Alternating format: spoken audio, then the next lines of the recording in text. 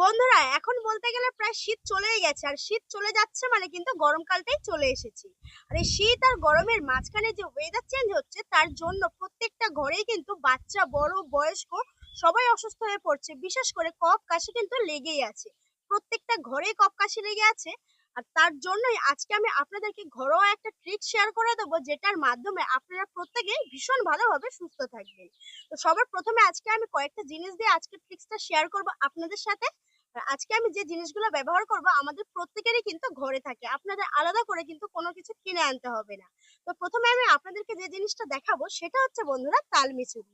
বন্ধুরা এই তালমিছুরি কিন্তু ভীষণ উপকারী আমাদের শরীরের জন্য, বাচ্চা বড় সবার শরীরের জন্য ভীষণ উপকারী। যাদের কফ কাশি সরতে চায় না তাদের জন্য কিন্তু তালমিছুরি ভীষণ উপকারী। তালমিছুরি দিলে কফ কাশিটা কিন্তু গলে গিয়ে মানে সরে যায়, আর তার সাথে সাথে কাশিটাও ভীষণ ভালোভাবে কিন্তু কমেও যায়। তো তার জন্য এখানে আমি তালমিছরি নিয়ে নেবো কিছুটা পরিমাণ। একটা বাটি নিয়ে নিয়েছি আমি, তো এখান থেকে ঢেলে নিচ্ছি। তো আমি নিয়ে নিয়েছি কিছুটা পরিমাণ তালমিছরি। তো এই বাটিটাকে আমি এখন একটু সাইডে রেখে দেবো। দিয়ে যে জিনিসটা আমি নিয়ে নিচ্ছি সেটা হচ্ছে বন্ধুরা তুলসী পাতা। আমাদের প্রত্যেকের ঘরেই মানে বিশেষ করে বাঙালিদের ঈশান কোণে কিন্তু এই তুলসী গাছ কিন্তু আমাদের লাগানো থাকে। তো সেখান থেকে তুলসী পাতা কয়েকটা নিয়ে নিলেই কিন্তু হয়ে যাবে। আর তুলসী পাতা আমাদের শরীরের জন্য ভীষণ উপকারী।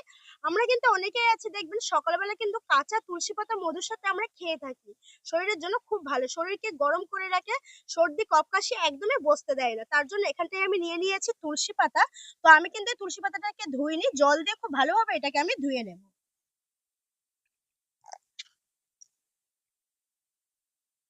তো এই জলটাকে আমি এবার ফেলে দেব।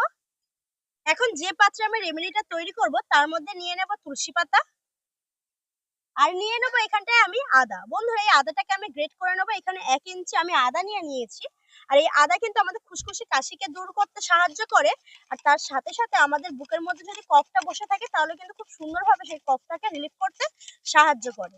তো এখানটায় আমি নিয়ে নিয়েছি একদম গ্রেট করা আদা। অল্প হলেই হবে, বেশি দরকার নেই। যদি আপনারা পুরো পরিবারের জন্য বানাবেন তখন কিন্তু আপনাদের পরিমাণটাকে বাড়িয়ে নিতে হবে। এখন আমি এর মধ্যে দিয়ে দিচ্ছি জোয়ানি। বন্ধুরা এই জোয়ানি কিন্তু আমাদের হজম করতে সাহায্য করে। আর যে সকল বন্ধুদের সবসময় দেখবেন খালি পেটে গা গুলায় বা বমি বমি ভাব হয়, সেক্ষেত্রে কিন্তু এই জোয়ানিটা সেই বমি ভাবটাকে কমিয়ে রাখে। তো এখানটায় আমি দিয়ে দিলাম 1/2 চামচ মতো। এরপর যে জিনিসটা আমি এখানে দিয়ে দেবো সেটা হচ্ছে গোটা জিরে।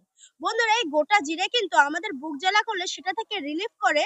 বুকের মধ্যে কোনো রকম কষ্ট হলে সেটা থেকে কিন্তু খুব সুন্দরভাবে রিলিফ করতে সাহায্য করে। আর গোটা জিরে আমাদের হজমের জন্য ভীষণ ভালোভাবে উপকারী। তো এখানটায় দিয়ে দিলাম 1/2 চামচ মতো। এবার যে সাইডে আমি তাল মিছরিটা রেখেছিলাম সেটাই এখন দিয়ে দিচ্ছি। যে পরিমাণ মতো আমি দিয়ে দেবো জল। এখন এবার এই সমস্ত কিছু উপকরণগুলো আমি গ্যাসের মধ্যে দিয়ে খুব সুন্দরভাবে একটু ফুটিয়ে নেবো, কারণ এই সব কিছুর নির্যাসটাই আমার এখানটায় লাগবে। তো চলো এটা গ্যাসের মধ্যে নিয়ে গিয়ে খুব সুন্দরভাবে ফুটিয়ে নিই।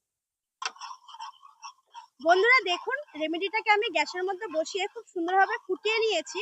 আর এত সুন্দরভাবে ফুটেছে, নির্যাসটা কিন্তু খুব সুন্দরভাবে বেরিয়ে এসছে। দেখুন একদম জলের কালারটাও চেঞ্জ হয়ে গেছে। এবার আমি এই নির্যাসটাকে নামিয়ে একটু ঠান্ডা করে নেব। প্রথমে নির্যাসটা মোটামুটি ঠান্ডা হয়ে গেছে হাত দেওয়ার মতো। এবার আমি একটা ছাঁকনি দিয়ে ছেঁকে নেব।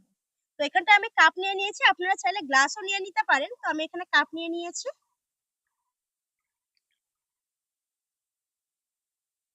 আমি ছেঁকে নিয়েছি বন্ধুরা, দেখতেই পেয়েছেন। আর কালারটা দেখুন কতটা সুন্দর কালার হয়ে গেছে একদম। সব নির্যাসটা কিন্তু খুব সুন্দরভাবে বেরিয়ে এসছে। আর এই নির্যাসটা মানে এই যে রেমেডিটা, এটার যা গুণাগুণ বন্ধুরা যদি আপনারা না খেয়েছেন তাহলে কখনোই বুঝতে পারবেন না। কারণ এর মধ্যে প্রত্যেকটা জিনিসই কিন্তু ভীষণ উপকারী, কোনো রকম ভাবে কিন্তু কেমিক্যাল যুক্ত নেই, প্রাকৃতিক ভাবে আজকের এই রেমেডিটা আপনাদের সাথে আমি শেয়ার করেছি। তো এখন আমি এর মধ্যে আরো একটা জিনিস দেবো, চলুন আপনাদেরকে দেখিয়ে দিই। তো এখানটায় আমি দিয়ে দেবো অল্প একটু মধু। তো বন্ধুরা এই মধু কিন্তু আমাদের শরীরকে গরম করে রাখে, আর কফ কাশি থাকলে সেটাও দূর করে দেয়।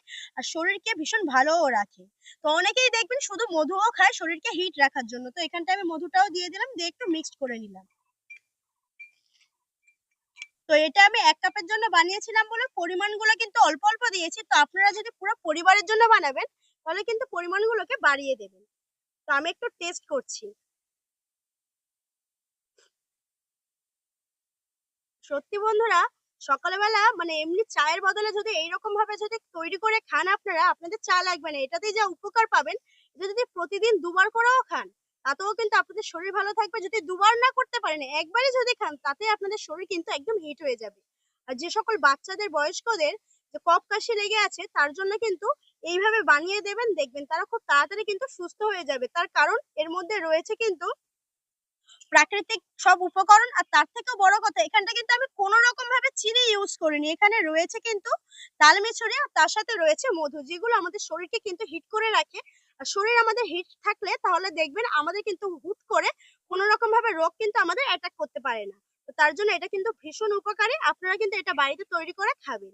আর এখন আস্তে আস্তে গরমও পড়ছে, ঠান্ডা গরম, ঠান্ডা গরমে কিন্তু বাচ্চা বয়স্ক বড় সবাই অসুস্থ হয়ে পড়ছে।